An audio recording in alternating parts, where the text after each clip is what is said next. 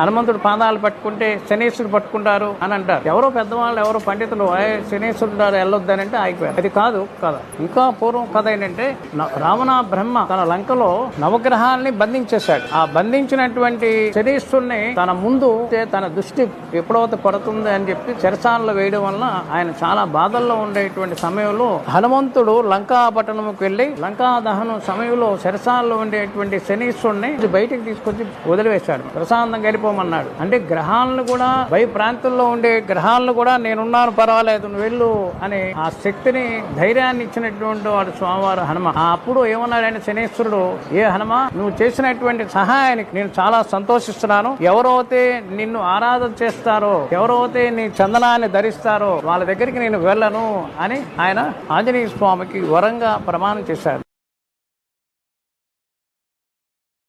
Download ShareChat.